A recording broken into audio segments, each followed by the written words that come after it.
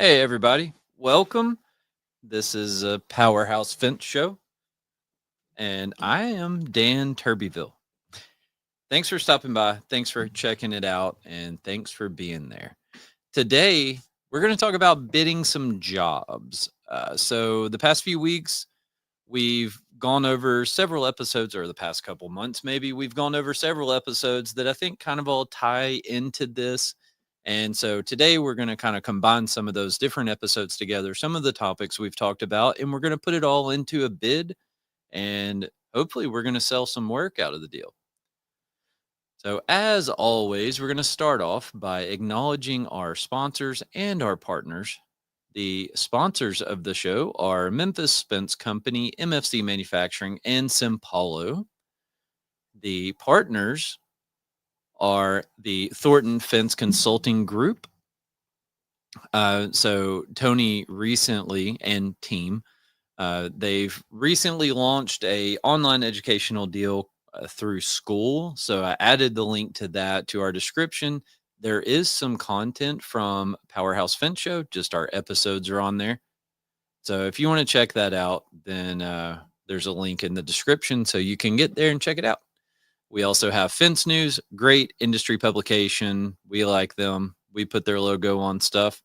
And we have EZG Manufacturing, the big orange equipment that you've seen at trade shows, Fence Hog, I think like Mud Hog, stuff like that. It's good equipment. We use it. We like it. And so we threw their stuff up there.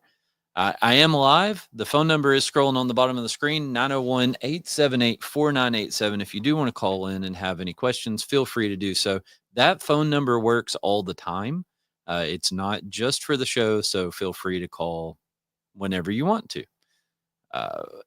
So, like I said, we're going to kind of lump some stuff together, right? We're going to group a few of these episodes that we've talked about, kind of bring it all together, and we're going to submit a proposal, right? We're going to put together a whole bid, actually, is what it's about. So, historically, I've done a little segment, right, and kind of talked about the stuff that I'm reading or listening to or anything. The other day, I was reading a book to my son. He's 7 years old. And he's got like a chest full of books, right? He loves books. He reads himself now, but for his whole life, we've read him books at night. And so we continue that tradition a lot of nights now. And we were reading a book called is like Franken Crayon or something like that. And I guess there's multiple books as a part of the series, right? So the one we were reading is one of them. And there was some lessons that they learned as they went through this whole process.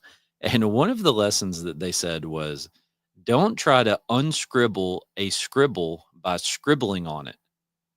Right? I'll say that one more time. Don't try to unscribble a scribble by scribbling on it. And it was like, kind of deep, right? And if you think about that concept, I feel like it applies to life. So sometimes we just have to back up and we have to erase the scribble, right? And a lot of times what we want to do is just keep scribbling more, thinking that that's going to fix our problem, when in fact, it actually just makes things worse. That's what happened in the book. And yeah, so that kind of stood out to me. And there you go. As always, thank you all for being here. I appreciate all of you listening. I do this just for you, and hopefully it provides some benefit. If there's something you want us. I'm still used to saying us and we and things like that, right? And it's just me sitting here. So if there's something you want me to talk about, then let me know. I'll do my best to make that happen. If you want some guests on the show, I don't know, just whatever I can do to help you, then let me know and I'll do my best. All right. We are still running our fundraiser for Make-A-Wish. The link is in the description for that as well. And that's all I'm going to say about it. And with that, with no further ado, let's get into the show. But first, I have to take a drink.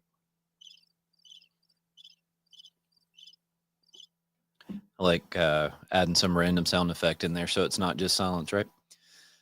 All right. So there's some episodes that we've done in the past, as I've already mentioned, 17 times now. We did 2 episodes that were talking about finances. I think one of them was like start to know your numbers, and one of them said finances part 2, something along those lines. But we really kind of went through like a whole P&L statement and we broke down like a bunch of definitions, right? Revenue, cost of goods sold, expenses, and we kind of dove into a lot of those topics. So if you missed those, you can go check it out. We did an episode that was what to do with your numbers, where we kind of touched on bidding. See, I keep saying we, right? So we kind of touched on bidding a little bit in there, and we didn't dive super deep into it, which is what I'm going to get a little deeper into it today. But we also talked about an array of other reasons why knowing your numbers is important and places that you can use it. We did an episode a few weeks ago on reading plans and kind of went through, the basics and like a very introductory type deal for opening a set of plans. So now we're going to take all of that, right? Because we know our numbers, we know what our overhead is, we know what our margins need to be. We know how the basics of opening a plan set and navigating that and getting to where the fence is, and we're going to tie it together and we're going to create a bid. So, what's the first thing we have to do? Right? Well, first of all, before we can bid anything, we have to market ourselves. We have to get an opportunity.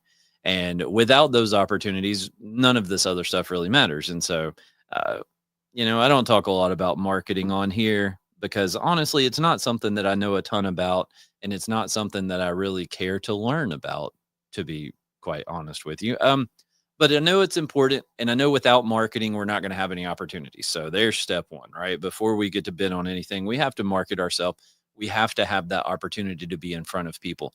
If you're trying to get in front of general contractors and trying to have those opportunities, uh, you can just go out and find jobs that are bidding. You can find a local plans room. You can go to Construct Connect, Building Connected. Like there's an array of websites out there where you can go, you can sign up, and you can immediately see opportunities to bid on jobs.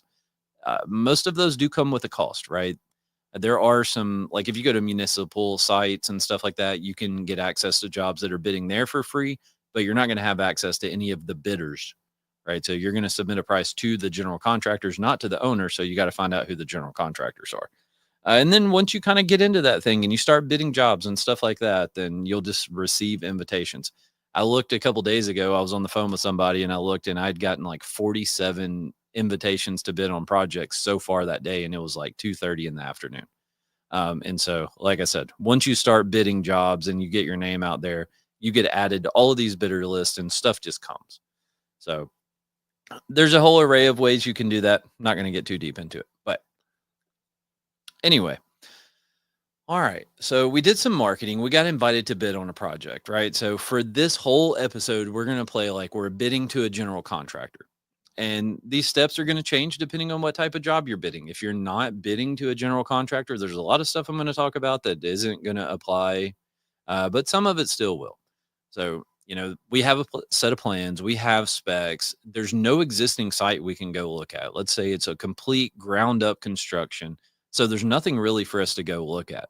Now, that is an interesting thing, right? If you're coming from a residential world trying to step into the general contractor world, or maybe you've even done some, commercial negotiated business to business type stuff, and you've done some stuff for local car lots. I use car lots a lot as an example. No reason why.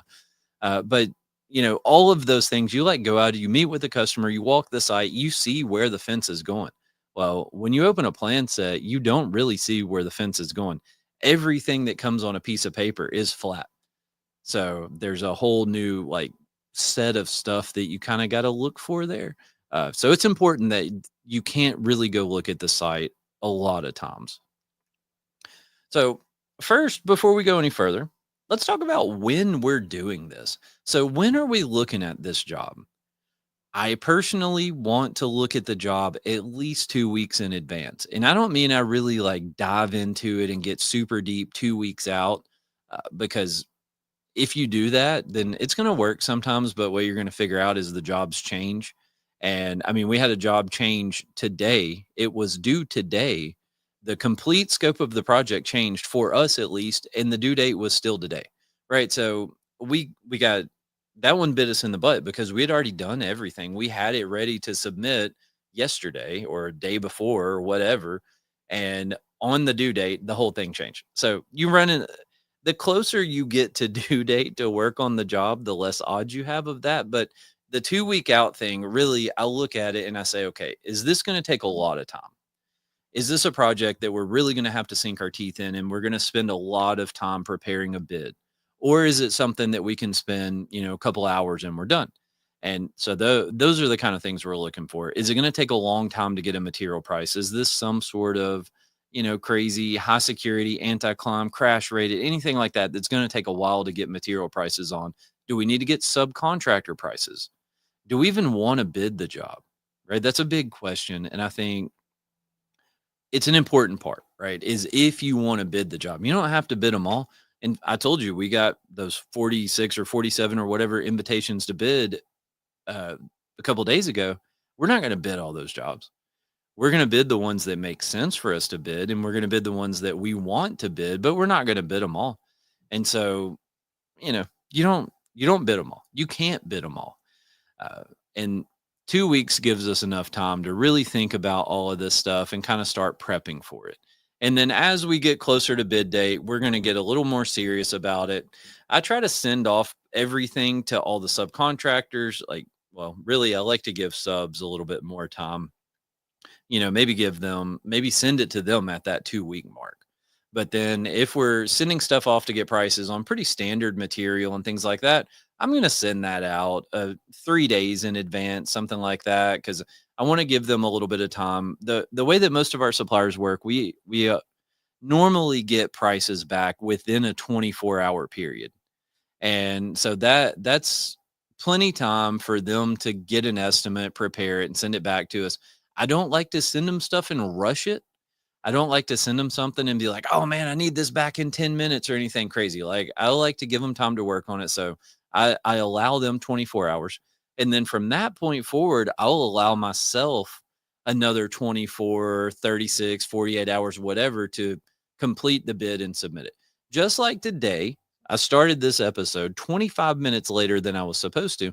A lot of times things come up. So I don't want to put myself in that corner and have to just boom, boom, boom, boom, rush this thing and get it done. I want to allow a lot of time. So now we've gone through all that, right? And we can take a little break and we can come back to the job. So again, I'm looking at it 2 weeks in advance. I have more than enough time. So I'm not like bidding it 2 weeks in advance, right? So I'm all super excited though, right? Because I got an opportunity.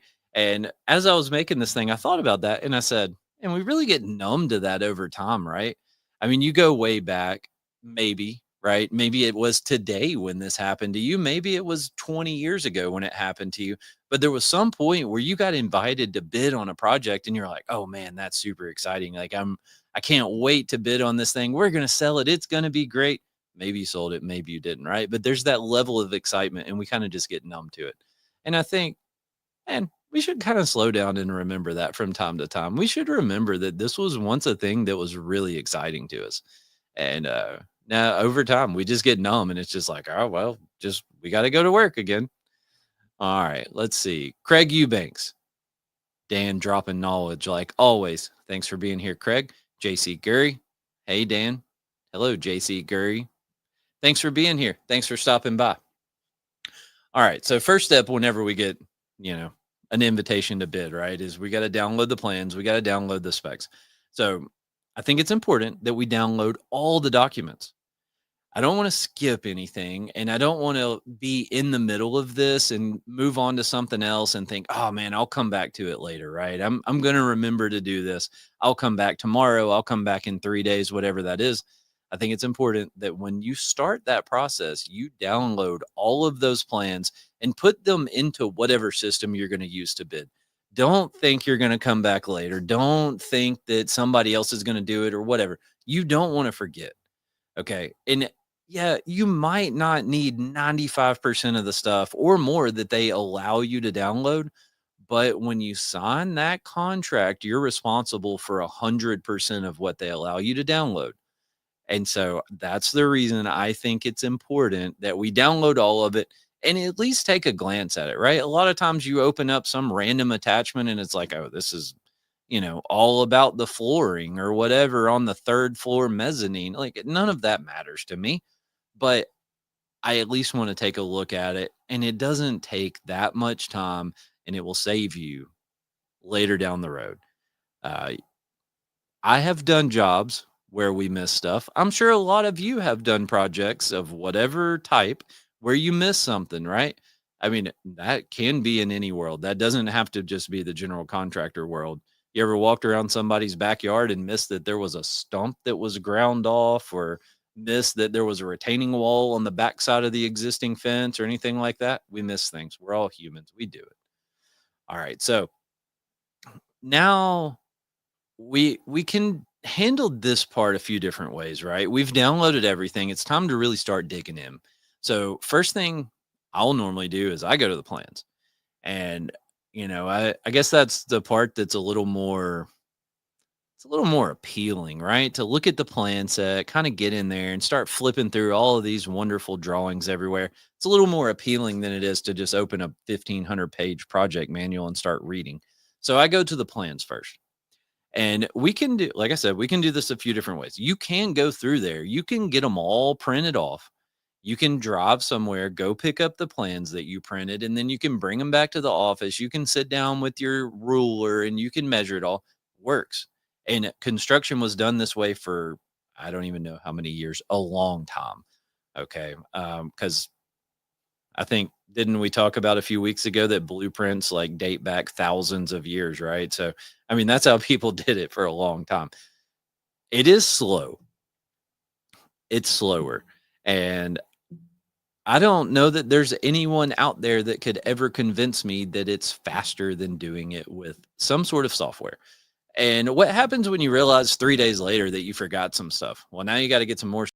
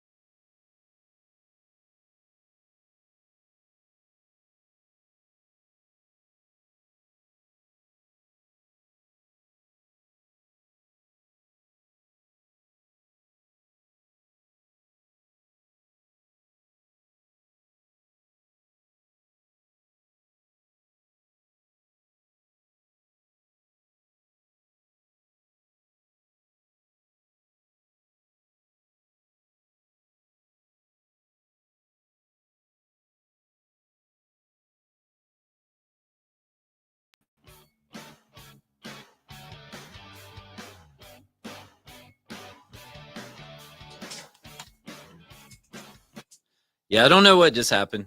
I have a laptop in front of me that shows me me. And then I have another computer that's actually running all this stuff, sending it out. And that other computer lost connection for some reason. So sorry about that. I was talking about how you can print everything off, and you can print it. You can drive across town. You can pick up the plans. You can come back, scale it, all of that stuff, right? But it's slow. And then another downside is, yeah, oh, sorry. I see y'all are commenting here. Where'd you go? Where'd you go? Stand by for technical difficulties. Exactly. It happens to the best of us. If I disappear again, I'll be back. I don't know. So, the downside is, like, what happens when you forget something, right? And you have to go, you got to go back to the plan room again, pick up some more pages, all of that kind of stuff. And then remember, we talked about earlier when the job changes. So, what happens when it changes? Now you got to go back again. So, there's just a lot of back and forth, right? And so, I like to use software. I know there's people out there who are reluctant to change, and that's fine. If you don't want to change, you don't have to. And there's people that just don't want to learn something new. You've got I've been doing it this way 25 years. I'm not interested in learning a new thing, and that's okay too. Uh, if you would consider learning, it will increase efficiency in an array of ways. But I'm not here to convince you of that. Uh, there is an upfront cost of switching to software, right? That you have to learn it. You have to spend the time. You've got to learn it. You got to go through all those pains. It's worth it. Okay. So just trust me. Some people are like, oh, well, my screen's not big enough. And I'm not trying to convince you to use my software, just to be clear about this. I'm just trying to be an advocate for software in general. Okay. So you hear these, oh man, my screen's not big enough. Okay, get a bigger one. Right. I've got like a 58 or 60-inch TV hanging on the wall that I use as a monitor. I've got two 27-inch monitors, and then I have a TV, and it's bigger. It's bigger than you need.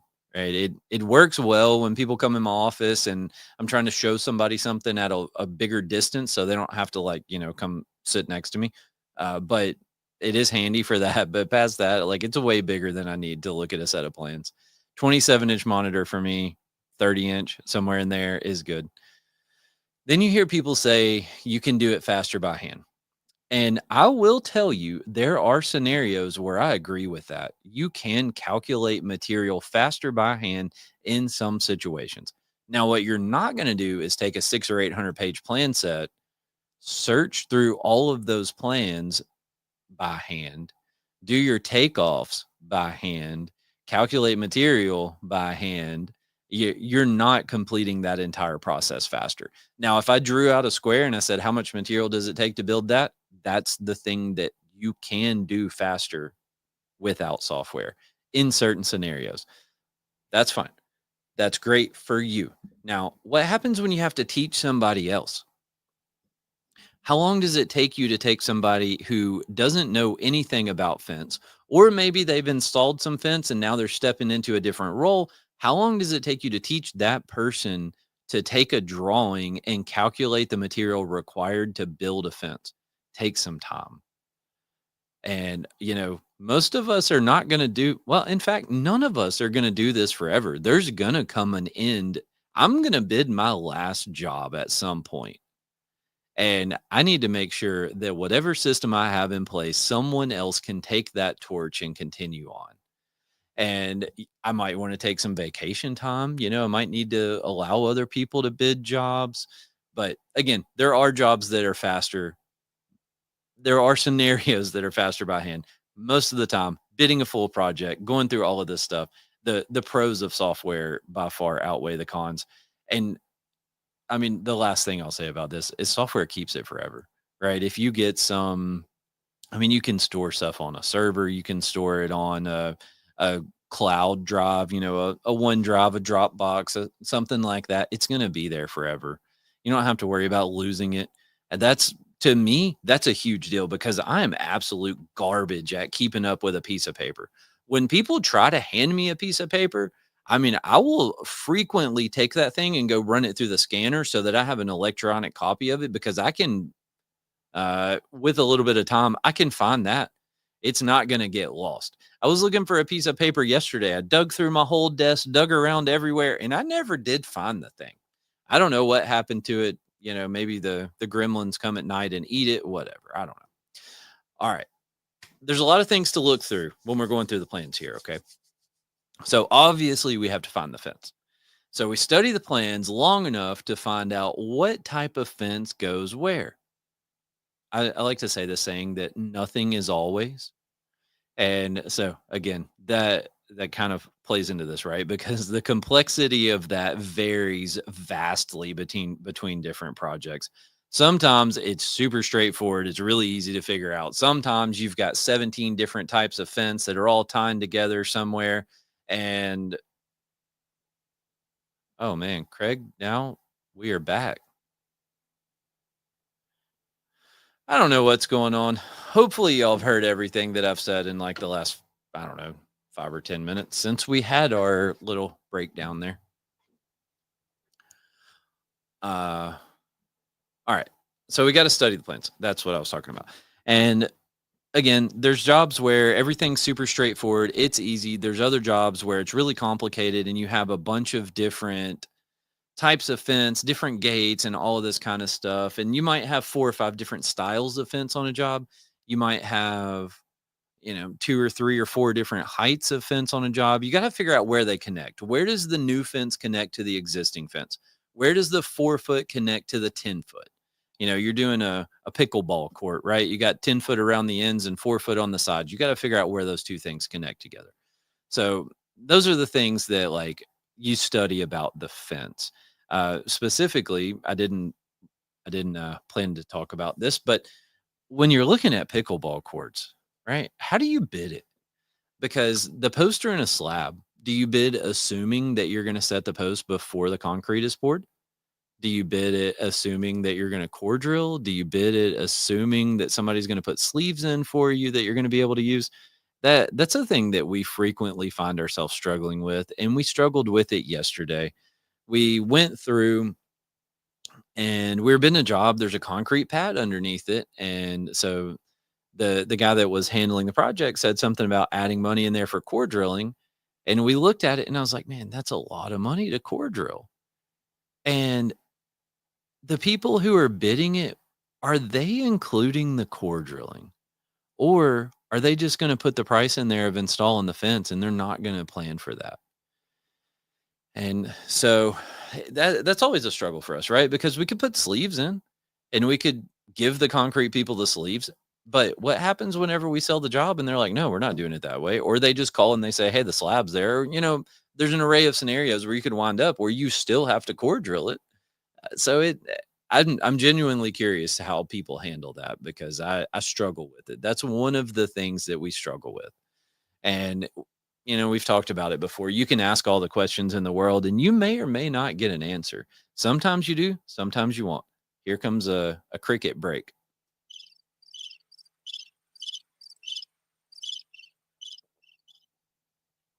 All right.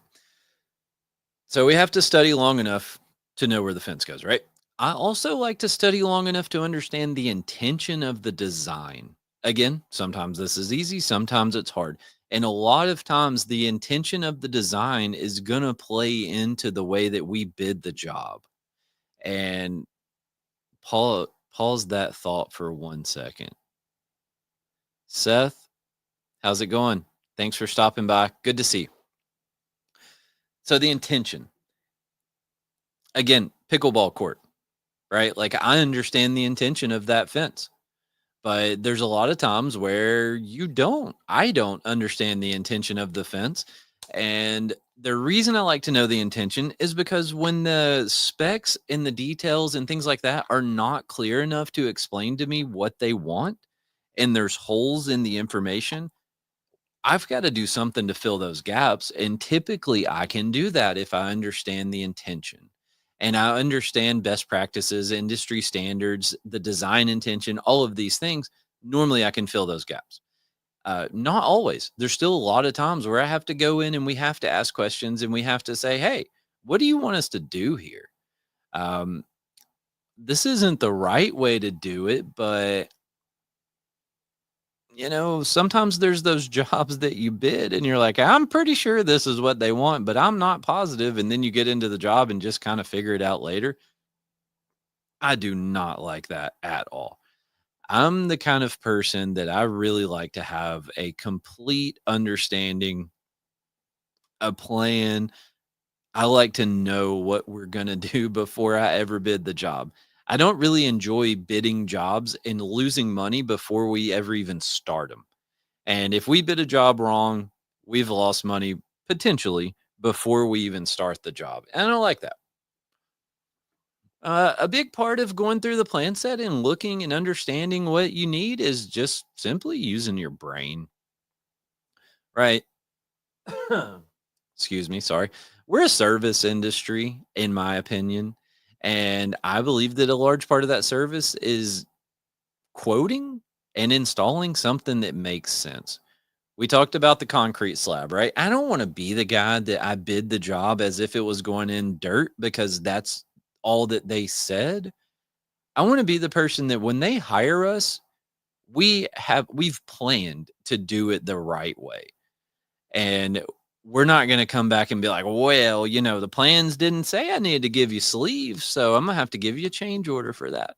There are scenarios where that is the way things go. There are scenarios where that is 100% fine, by my opinion. There's no rules, and that's okay. There are change orders for a reason, but I kind of like to have a plan. I like to think through stuff, and I believe that's a part of the service that we provide to our customers is that we know how we're going to install that fence when we bid the job, when we give them a price. I don't have to call them and have a conversation with my customer that then they have to go have a conversation with their customer. And I don't like that whole thing, right? I like to be ready when we show up. Um, we bid a job today, yesterday, day before. I don't know, one of these days. Man, I'll tell you, until like 10:30 last night, I thought it was Tuesday. And I have a thing that I'm supposed to do on Wednesday night, guitar lessons.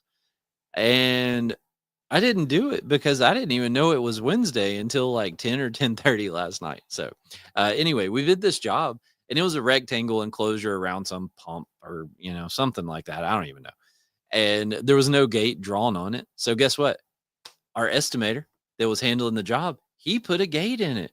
When he did his takeoff on the plans and everything, he included a gate. And he's like, well, I figured they wanted a way to get inside that fence. I mean, makes perfect sense, right? So there's an example, right? Just we try to use our brain. We try to provide the service that we think the customer is looking for. And that is a fence being installed, but that also is us being prepared to install it and helping them along the way. We all know designers are not good at fence. We know architects, engineers, all of these, not all of them, right? Nothing is always, but we know that a large part of them are not good at fence. It's a kind of a disregarded thing, it seems a lot of times. And so I think that's where the service side of us helping out comes in. All right. So there's other things we got to look at. We looked at the fence, right? Um, don't get, don't miss that cage inside the building.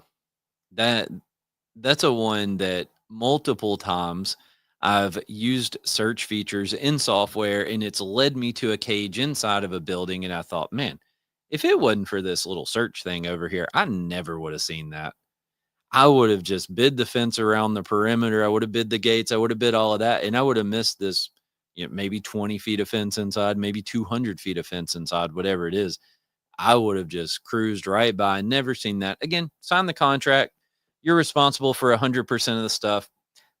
It's kind of iffy how that actually works out in that scenario. I think a lot of it depends on the owner, the general contractor, other people involved, whether you can get money out of it or not. But if they want to play hardball, they will.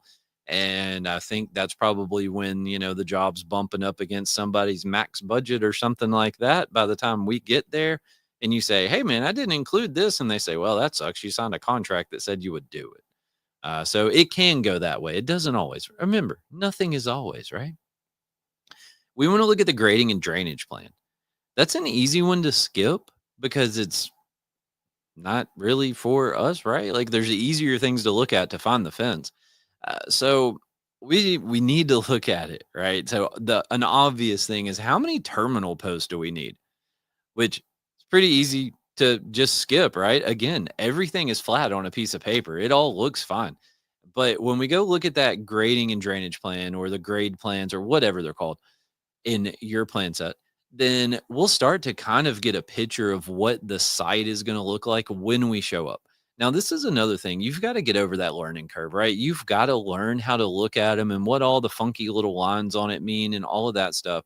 But it's worth the time going through and watching some YouTube videos or whatever and learning how that works and learning what it means because you need to know how many terminal posts. Have you ever done a job and realized you needed more terminal posts? I can tell you immediately off the top of my head. I remember a job that I did.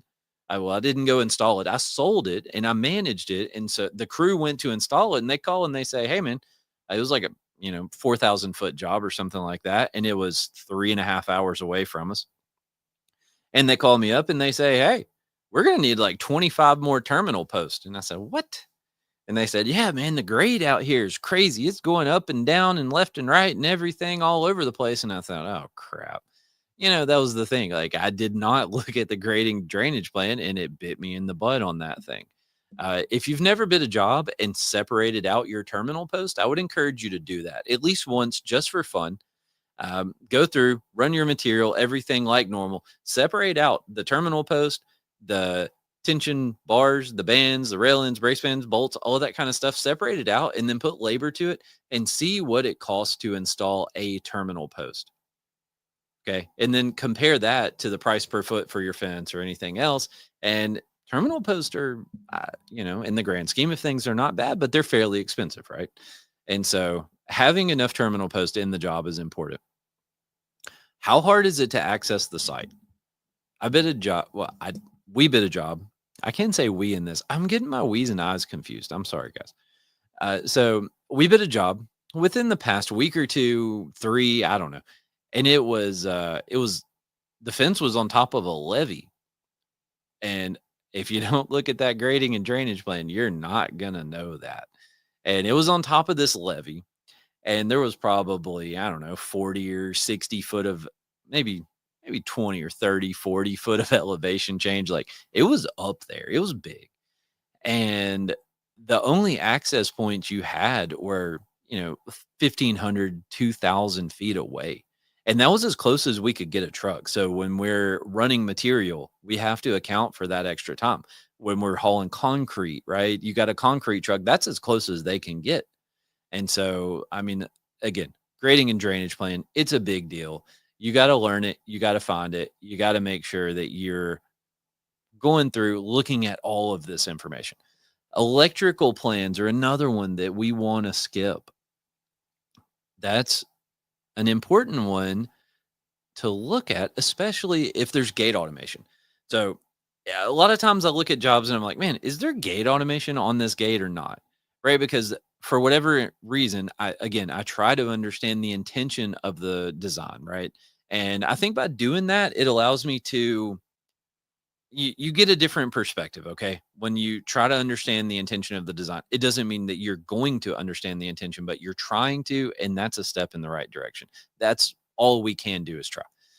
Anyway, so when we look at a project and it's like, man, this thing, it's got 4 cantilever gates on it. They're going to be open and closed all day long. Are they just going to leave them open? Like, that's not very typical, at least not here in Memphis, Tennessee. Most of the time, when people have a fence and gates, they are opened and closed throughout the course of the day. Not always. So I'll go, and when I have those kind of questions, I go and I look at the electric plans. And if there is gate automation, you'll see power running over to the gates. And that is a clue for me to dig a little bit deeper and start looking for gate automation. And if I don't see anything, I'm going to send out some questions. I'm going to say, hey, you got these gates, you got power running to the gates. Do we need to include automation? And of course, their answer is going to be yes. That's it. Yes. And then you start the process of, oh, okay. Do you have any information? Can you tell me what are there requirements for this automation, or you want me to just put something? And so, that's a whole nother thing. But anyway, electric plans, verify, is there gate automation? And then you also can look for access controls on pedestrian gates, right? Because there will frequently be power, conduit, whatever ran to them. And so you can kind of verify that stuff there.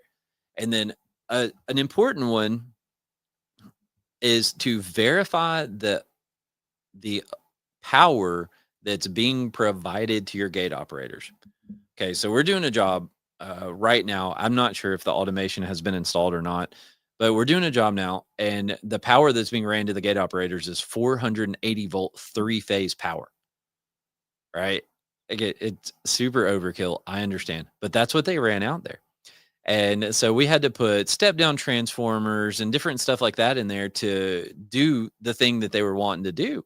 And if we didn't know that there was 480 volts running to those gate operators, we would have missed that. And we would have eaten the cost of those step down transformers. I would almost guarantee it. But because somehow we just so happened to understand it, 480 volt, 3-phase power was running to the gates, we could prepare for it and everything is fine.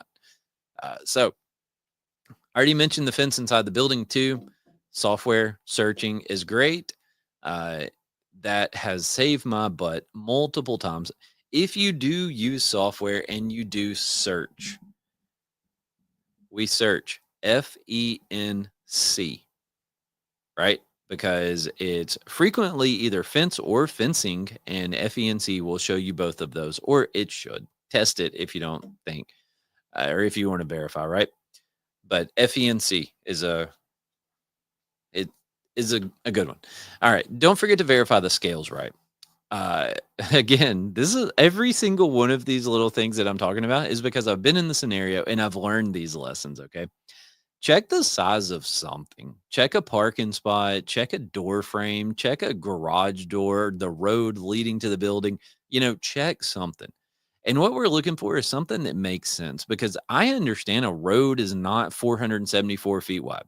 I know a doorway, like a typical pedestrian walk doorway, is not 17 feet wide. And I understand that a parking spot is more than 2 feet wide.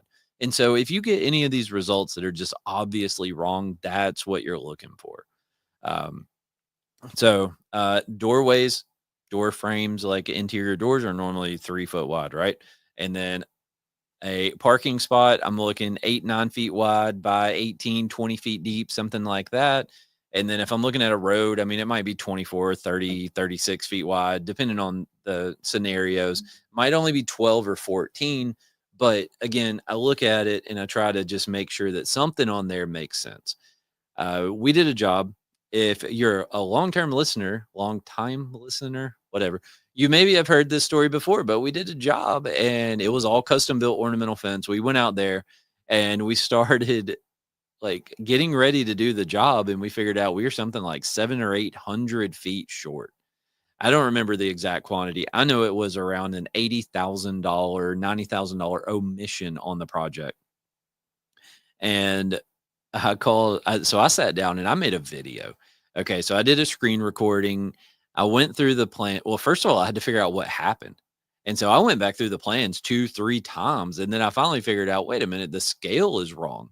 And it was one of those weird plan sets where it was kind of all broken up. And like, I felt like there wasn't anything really good for me to try to use to check the dimension, but I'm probably just making excuses for myself, to be honest. I probably just missed it and just was a dodo. But anyway, so I went through and I did the thing and I made a video of it and I said, hey, look, here's where I set the scale. Here's how I did it. Here's where I did the takeoff. This is the quantity that I came up with. And that quantity is wrong. And inevitably, it led to me having a really awkward conversation with a contractor and saying, hey, turns out we missed all of this stuff. And I don't think that it's my responsibility because I was able to prove that the scale was wrong. That's what led us there. And so it all worked out one way or the other. But we definitely try to check the scale on everything. All right. So we've been through the plans. Okay. We kind of have touched on a few different things there, some stuff that we need to remember to look at, some things that are important. And again, the entire package of documents, if you will, right? All the plans, specs, any kind of other random attachments, all that stuff that's included. It's all going to be your responsibility if you sell the job. So I think it's worthwhile to kind of go through it. I want to just be clear about something. I don't sit here and say all this stuff to try to scare you away. Okay. It's not meant to be something that's scary. What it's meant to be is something that you can learn from my mistakes and you don't have to make the mistakes that I've made. Hopefully that works. And hopefully it's educational, right? And just be prepared is the key of it. Not to be afraid, not to be like, man, that thing happened. I ain't never touching one of them jobs. Yeah, well, I'm sure you can probably think of something crazy that's happened to you, right? And crazy stuff happens to everybody. We all make mistakes and we all run into weird situations that are outside of our control. That's all this stuff is, right? Is a combination of those things. So it's important. It's not scary. Just know what you're doing. And I'll be back after this short break.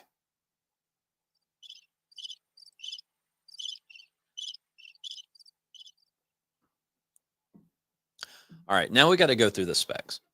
Okay, again, I start with the plans because I find them to be a little bit more enjoyable to look at, I guess. And if there's a job that I'm not going to bid, I want to figure out I'm not going to bid it by looking at plans, not looking at specs. So I'm going to go through the plans. And I mean, yeah, I'm going to go through the plans first. Then I'm going to go over to the specs. Obviously, when I go in the specs, I'm looking for fence, right? That's going to be one of the first things that I try to find is if there's even fence specs. And I'm going to tell you right now, there's a decent bit of time when there's not even a spec section for fence in there. I can't remember what it was, but I was looking at a job within the past couple weeks, and this joker didn't tell me. I think it maybe had a height of the fence, and that's it. No specs on, like, nothing in the spec book, no details of the fence, no anything. I think it just said, like, I think it had an elevation view so I could see it was a chain link fence, and then it had a height on the fabric, and that was all. Nothing in the specs, nothing else anywhere. And so, I was like, oh, okay. Well, I understand what type of project this is. And I think I understand what their specs should be or what typical specs would be in this scenario. And that's how I bid it. And we just qualified it. So this isn't a part of this show, but when you submit a proposal, I try to list a bunch of stuff on it. Okay. And I try to tell them what I bid, quantities, specs, all of that stuff, especially in those scenarios where it's not super clear, because I want to be able to protect myself, and I want to go back in 3 months, 6 months, 18 months, whatever it is. And I want to be able to say, hey, look, this is what I bid. I'm working on a job right now, and I will have a price per terminal post on there because I've seen the site. There's no grading plans. There's nothing like that telling me what it's going to be in the future. And I don't know how many terminal posts it's going to take. And so I'm bidding, and I'm going to include a line item that'll say, hey, I included X number of terminals in my proposal, and here's the price per terminal if it goes over that. Because that's the only way I can protect myself, right? So again, we gotta just kind of think through stuff, and we got to figure out what's the potential thing that's going to bite me in the butt down the road, and we can take some steps on the front end to try to mitigate that later down the road. Anyway, all right, so we found the fence specs. Let's say hypothetically they are there. We found them. So the way that I understand all of this, and I think I've seen some stuff that's kind of contradictory to this, but this is the way that I'm going to continue to operate, possibly for the rest of my life. Okay. Is that specs are priority number one. Anything that's in a spec book is priority number one. If there's a contradiction between the details and the specs, I'm going with the specs. Now, let's be a little bit, let me clarify this a little bit more, go a little deeper down that path, because I understand the intention of the project. If I'm looking at a pickleball court, the detail shows bottom rail. All right, let's say hypothetically, I go to the specs and it says it has bottom rail, it has bottom tension wire, right? Like it has multiple options that I could put there. I'm not going to include both. I'm going to put bottom rail because it was in the details and it was in the specs.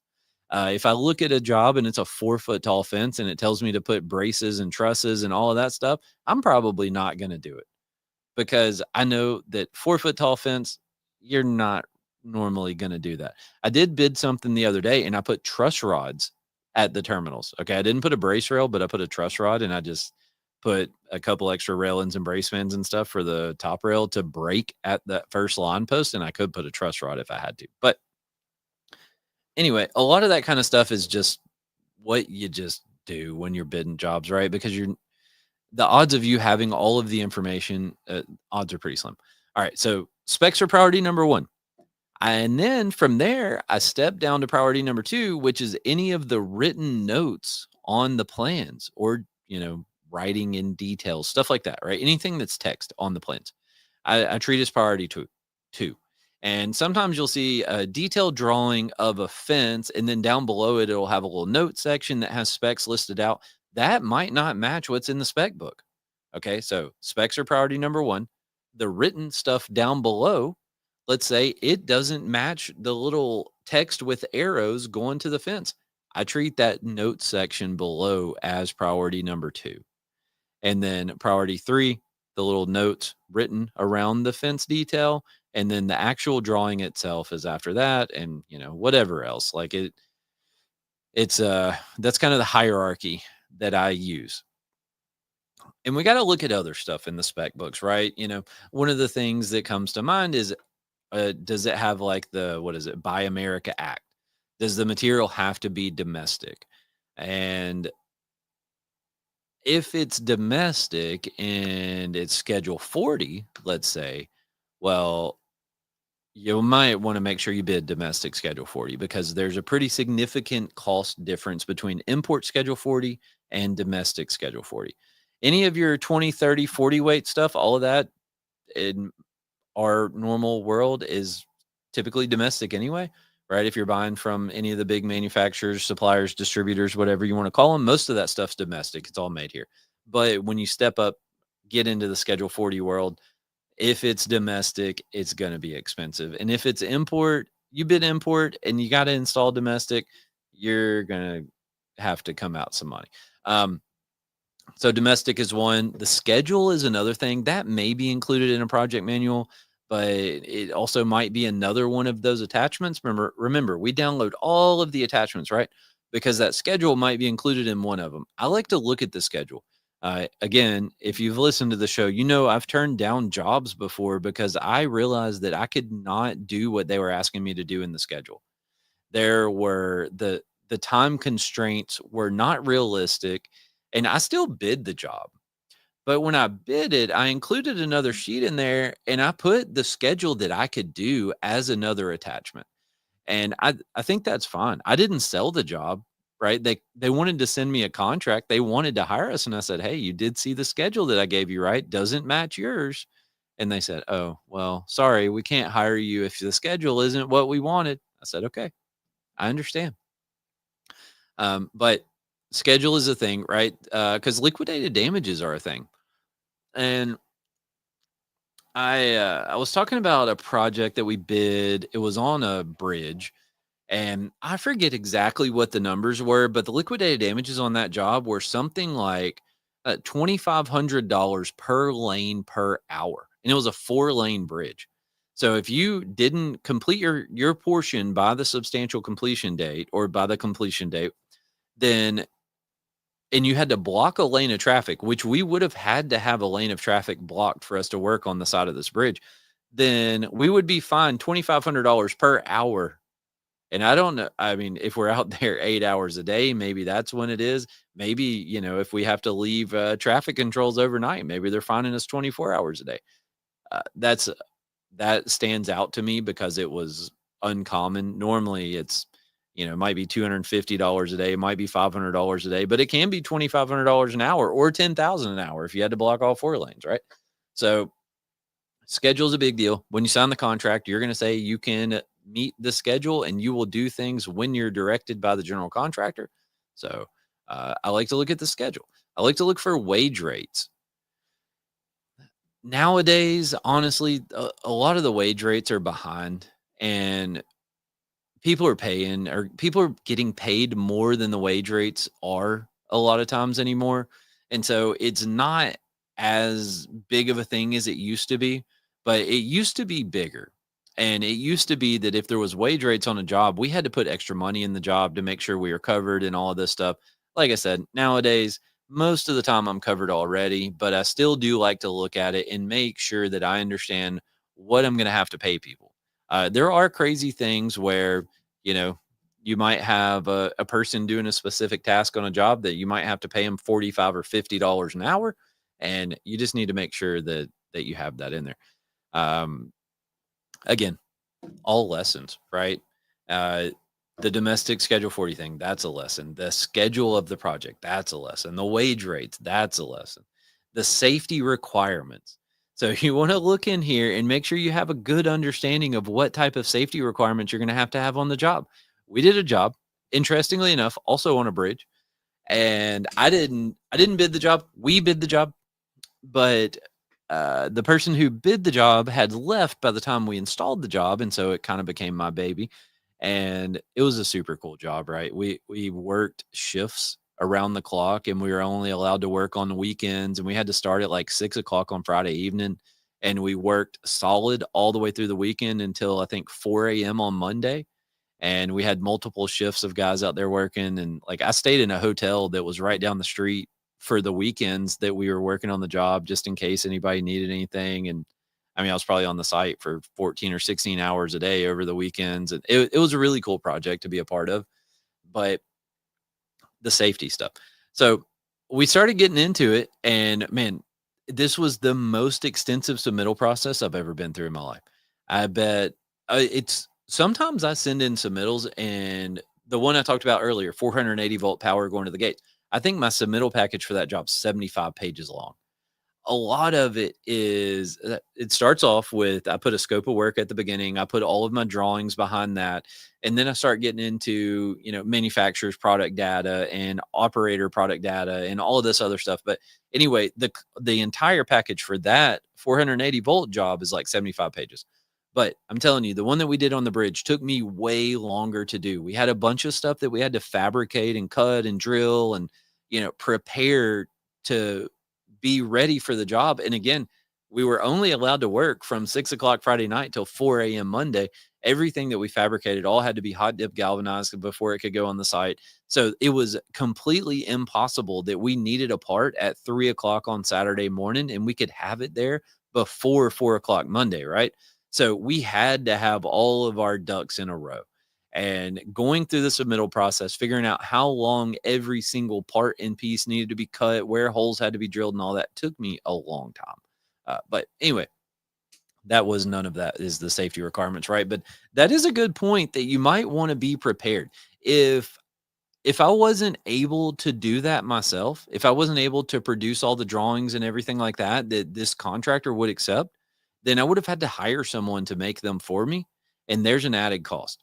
So that's a thing to think about. But anyway, the safety requirements on that project, I think we wound up spending something like $12,000 buying safety equipment because they had a very specific set list of harnesses and yo-yos and all of this stuff that you were allowed to use on their project. And we didn't have any of that.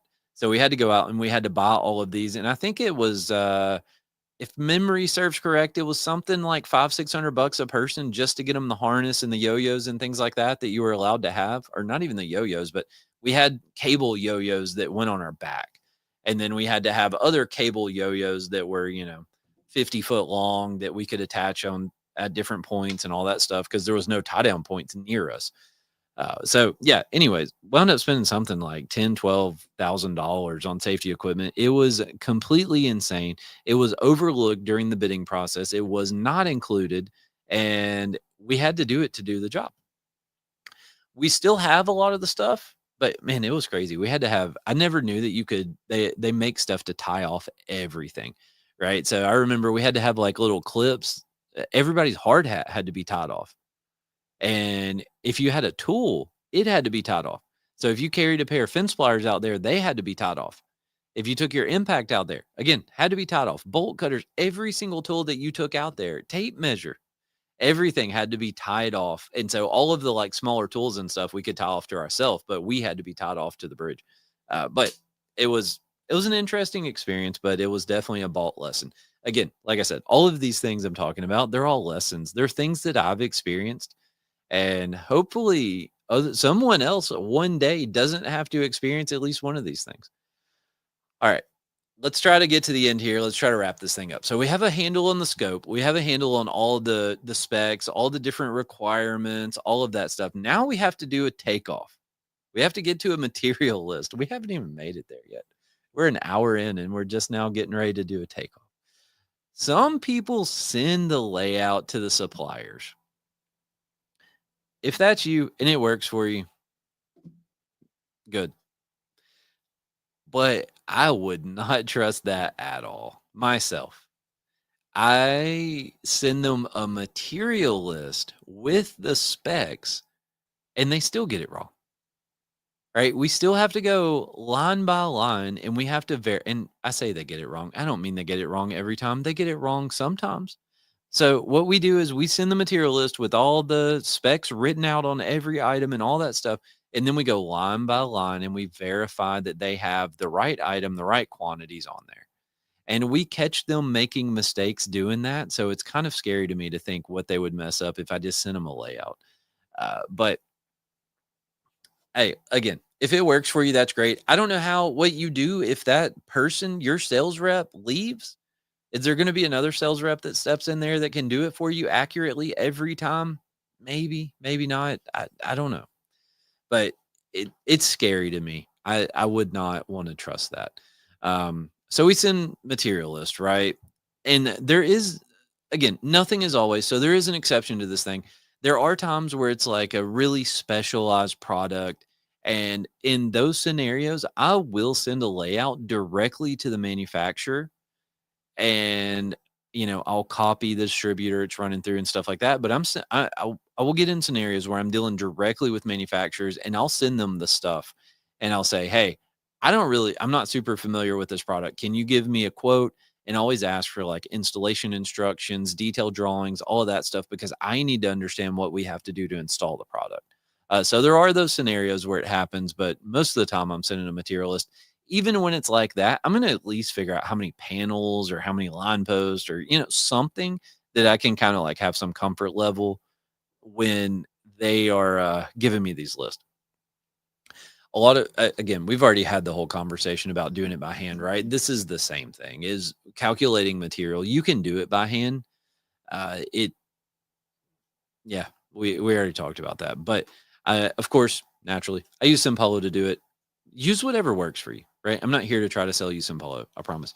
Use what works for you, and whatever system. And sorry, there's a strange insect flying around over my head. Whatever system works for you, use it. That's great. But make sure the material list is correct, right? So you're probably not going to get any money if you leave anything off the material list. So you're going to want to make sure that it's right. You want to make sure that the quote you got from the supplier matches the list you prepared or whatever that system is, right? Just make sure it's right. If you do leave something off, you might get lucky and there might be a change order that comes up on the job later on. You might be able to sneak a little something in there. I I'm not saying I condone that, okay? And you definitely don't want to get caught trying to do that, but it might work out for you that way. It does sometimes. But for the most part, you probably just want to make sure it's correct when you're bidding the job. Again, just we got to use our brains, right? We got to look at the grade. We got to include the extra terminal posts on there, right? Is there something missing on the plans or details that you're actually going to need to go install the job? I personally like to try to include that. And hey, if you want to if you're worried about your competitors not including that thing, put it on there as a separate line item. We talked about the pickleball court, right? And if we're going to provide sleeves or core drill or whatever, I mean, it's easy enough to separate that out and leave it as a separate line item. Just say, hey, if we have to provide the sleeves, then here's what they cost. So you can put it on a different line item. That, to me, if I'm receiving a quote from somebody and they have that stuff kind of itemized, then it gives me something to think about, right? Because I'm going to look at it and I'm going to say, wait a minute, did if Jim included it here, well, did Bob include it on their quote, right? And if I have these in front of me early enough to where I can actually do a little studying on them, I might ask some questions to both of them, and I might try to get it to where it's apples to apples. But again, like I said, if you are worried that somebody else might not include it, it's going to price you out of the job, something like that, just put a separate line item. It's not a big deal. Just make another line. So now, let's celebrate, okay? Because we have now got a materialist. Yay! All right, now we got to calculate labor. Then here's a whole nother thing. All right. So if we use subs on the job, then, we've already sent it to them and they've already quoted it. So we know what their cost is going to be. But with the labor, there's a whole list of things to think about. We have the site conditions, right? Well, if there's an existing site, we have those conditions. If it's a new site, then we got to look through the plans and try to figure out what's the site going to be like when we actually get there. The geotechnical report. So that will probably be included somewhere in those documents that we downloaded early on. So that's going to tell us what type of soil is on the site. We're looking for rocks. I was thinking about this earlier and I thought, man, how many times have rocks completely destroyed somebody's profit margin on a fence job? And I would imagine that there's fence companies that did exist that went out of business because of rocks. Man, I mean, you think like you're doing a job in somebody's backyard and there's a bunch of rocks, like it's probably not going to put you out of business that you got to get the rocks out of there. You got to do some crazy stuff to dig holes. But imagine you sell a job that's, 40, 50, 60, 80, 100,000 feet. And you get out there and the ground is full of giant boulders. I mean, I think that's probably, I suspect there's probably been some folks that have gone out of business as a result of that in the past. But uh, I would say, like, as a side note here, just be careful out there bidding these jobs. Again, it's just another thing to do. It's not a thing that's supposed to be scary. It's not impossible to do, but it's also a thing you don't want to screw up. So just take your time. Allow yourself way more time than what you need, whatever that is. If you need 16 weeks to bid a job, well, you're probably not going to bid any, right? But if you need 30 hours to bid a job, allow yourself 50 or, whatever. Just give yourself plenty of time so that you have time to sit and think it through. As we're looking at labor, okay, we're still looking at labor. We got to think of some obvious stuff on here, right? Like how far away is the job? But then we understand the site conditions, we understand what the layout's going to be and all that. Can we get equipment that we need to the job? Can we get our skid steer up on top of that levee to dig holes with? How close can we get the concrete truck to where the concrete needs to be? All of that stuff, is going to play a role in our labor cost, right? Could we put more than one crew out there, and is it going to save us labor dollars? Could we put 2 or 3 different crews out there and it somehow make the project more efficient to where we could save money? Maybe you have crew number 1 going through set and post and crew number 2 running rail or, stretching or whatever. And like maybe you break it out like that to where you can kind of get multiple crews working on the thing at the same time. And that, I don't know if that's going to save you labor dollars, right? But it's going to save you on the schedule part of it anyway. So there maybe are some scenarios we could do some stuff like that. I like to have a plan of how I'm going to install the job. I've talked about this probably multiple times during this episode, but I like to have a plan of how I'm going to install it before I bid it. I think through all of this stuff. I think through the material. I think through the intention of the design. I read through the specs. I like to think through what it's going to be like trying to get people and equipment on site. What's it going to be like to work on site? Are there crazy restrictions where we can only work certain hours of the day? I mean, there's millions of variables that go into that and a lot of things to think through. But we have material, we have labor. Now, I'm going to just kind of run through this list of stuff. Well, actually, this is pertaining to the labor, right? Think through this kind of stuff too. Do we have to do background checks? Do we have to do drug screens, physicals, orientations? Do we have to do these like daily huddles or daily stretches every day? Are there any daily meetings that we're going to have to go to? All of that just adds time to the job. And it's just stuff that we kind of need to be prepared for from the front end. On the front end, hold on.